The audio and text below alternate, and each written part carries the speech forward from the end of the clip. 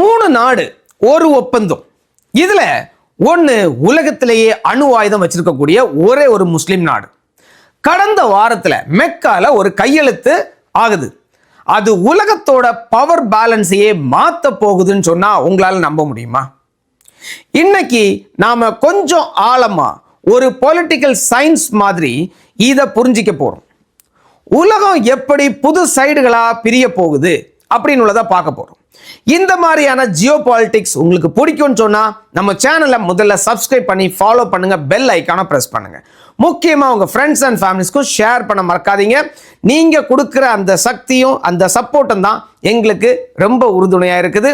ஒவ்வொரு நாளும் இந்த மாதிரியான புதிய புதிய தகவல்களை உங்கள்கிட்ட கொண்டு சேர்க்க முடியும். அது மட்டும் இல்லாம யூடியூப் நீங்க சப்ஸ்கிரைப் பண்ணி ஃபாலோ பண்ணா மட்டும்தான் அல்காரிதம் உங்கள்கிட்ட நம்மளுடைய சேனலை காமிக்கும். சரி, இப்ப டாபிக் உள்ள போகலாம். முதல்ல என்ன நடந்துச்சு? சவுதி அரேபியா, டர்க்கி, பாகிஸ்தான் இந்த மூணு நாடும் மெக்கால ஒரு ஜாயிண்ட் டிஃபரன்ஸ் அக்ரிமெண்ட்ல கையெழுத்து போடாங்க. அதோட மைய பாயிண்ட் ஒண்ணுதான். இந்த மூணுல ஒரு நாட்டை தாக்கினா அது மூணு நாட்டையும் தாக்குனதுக்கு சமம். மூணு பேரும் சேர்ந்து பதில் கொடுப்பாங்க. இதுக்கு ஒரு பேர் இருக்கு, கலெக்டிவ் டிஃபென்ஸ். நீங்க இப்போ நேட்டோ கேள்விப்பட்டிருப்பீங்க. நேட்டோ எந்த பிரின்சிபல் மேல கட்டப்பட்டுச்சோ அதே பிரின்சிபல் தான் இங்கேயும். ஒருத்தருக்கு மேல நீங்க தாக்குதல் நடத்தினா எல்லாரும் சேர்ந்து பதில் தாக்குதல் கொடுப்பாங்க. இப்போ ஏன் இது முக்கியம்? இந்த மூணு நாட்டையும் தனித்தனியா நமக்கு இப்ப பார்க்க போறோம். இப்ப ஃபர்ஸ்ட்ல டர்க்கி எடுத்துக்கோங்க. நேட்டோல அமெரிக்காவுக்கு அப்புறமா ரெண்டாவது பெரிய ராணுவம் இருக்கக்கூடிய ஒரு நாடு. இப்ப சவுதி அரேபியா எடுத்துக்கிட்டீங்கன்னா உலகத்தோட எண்ணெய் வளம் மிக்க நாடு, பண பலமும் மிக்க நாடு. பாகிஸ்தானோ உலகத்திலேயே அணு ஆயுதம் வச்சிருக்கக்கூடிய ஒரே ஒரு முஸ்லிம் நாடு.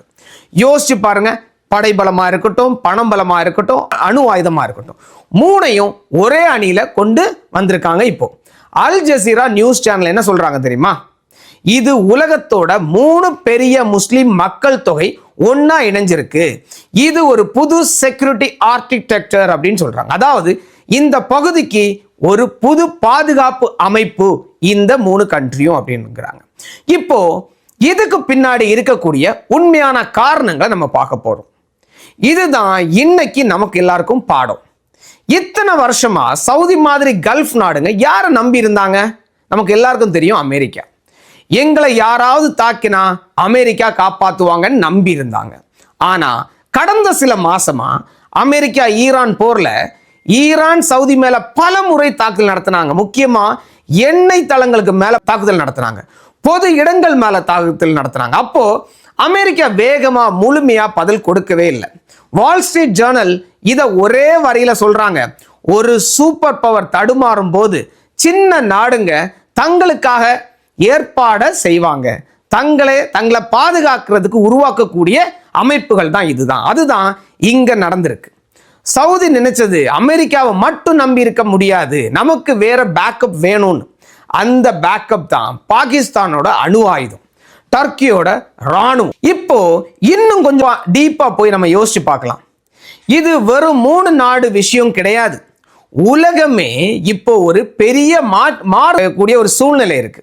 கொஞ்ச காலம் முன்னாடி வரைக்கும் நீங்க யோசிங்க, உலகத்துல ஒரே ஒரு சூப்பர் பவர் தான் இருந்துச்சு, அதுதான் அமெரிக்கா. எல்லாரும் அவங்கள சுத்தி தான் எல்லா விஷயமும் ஜியோ பாலிடிக்ஸ் நடந்துட்டு இருந்தது. ஆனா இப்போ அப்படி கிடையாது.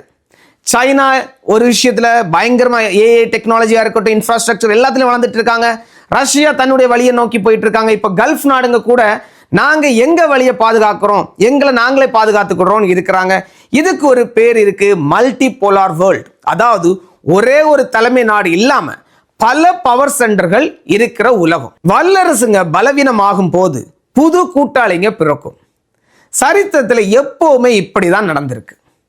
இப்போ நமக்கு மிக முக்கியமான ஒரு கேள்வி, இந்தியாவுக்கு இது என்ன, எவ்வளவு பெரிய பாதிப்பு ஏற்படும்? நேரடியா உண்மையா சொல்றேன், இது இந்தியாவுக்கு கண்டிப்பா ஒரு பெரிய சேலஞ்ச். ஏன்னா பாகிஸ்தான் இப்போ தனியா கிடையாது.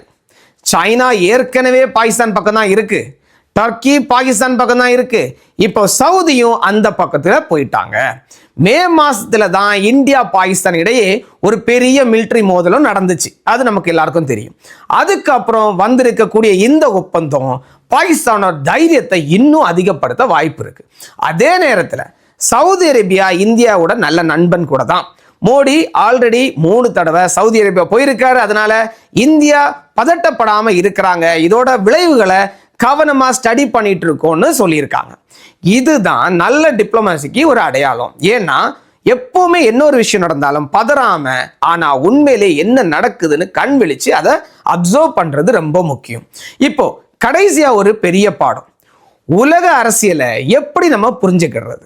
ஒன்னு ஞாபகம் வச்சுக்கோங்க, நாடுகளுக்கு நிரந்தர நண்பனும் கிடையாது, நிரந்தர எதிரியும் கிடையாது. இருக்கிறது ஒண்ணுதான், நிரந்தர நலன்கள். அப்படின்னா பெர்மனன்ட் இன்ட்ரெஸ்ட். ஒவ்வொரு நாட்டுக்கும் என்ன தேவை அப்படின்னு யோசிக்கிறது. நேத்துக்கு வரைக்கும் சவுதி அமெரிக்காவை நம்பினது, அது அப்போ அவங்களுக்கு நல்லதுன்னு தோணுச்சு. இன்னைக்கு பாகிஸ்தான் நம்புறது, இப்போ அவங்களுக்கு அது நல்லதுன்னு தோணுது. எந்த ஒரு போரையும் எந்த ஒரு ஒப்பந்தத்தையும் நம்மளால புரிஞ்சிக்க முடியாது. ஒரே ஒரு கேள்வியை மட்டும்தான் நம்ம கேட்கணும், இதுல யாருக்கு என்ன லாபம்? அந்த ஒரு கேள்வி உலக அரசியல் முழுசையும் உங்களுக்கு தெளிவா காட்டிடும்.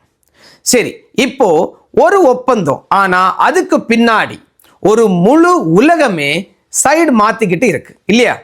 வரலாற்றுகள் மாறும், கூட்டணிகளும் மாறிக்கிட்டே தான் இருக்கும். இன்னைக்கு நண்பன், நாளைக்கு எதிரியாக கூட வாய்ப்பு இருக்கு. இந்த மாற்றங்களை நாம என்ன செய்யணும்? கவனிச்சுக்கிட்டே இருக்கணும். ஏன்னா உலகம் எப்படி நடக்கிறதுன்னு நமக்கு தெரிஞ்சா மட்டும்தான் நமக்கும் சரியான முடிவுகளை எடுக்க முடியும். நீங்க என்ன நினைக்கிறீங்கன்னு நம்மளுடைய கமெண்ட்ஸ்ல சொல்லுங்க. இந்த மாற்றம் உலகத்தை எங்க கொண்டு போ? உங்க கமெண்ட்ஸை பார்க்கறதுக்கு நான் ரெடியா இருக்கேன். இந்த மாதிரி அனாலிசிஸ் இன்னும் வேணும்னா சேனலை ஃபாலோ பண்ணி சப்ஸ்கிரைப் பண்ண மறக்காதீங்க. கனடால இருந்து உங்க அருள். Keep learning, keep sharing. Let's grow together. Stay tune. Thank you.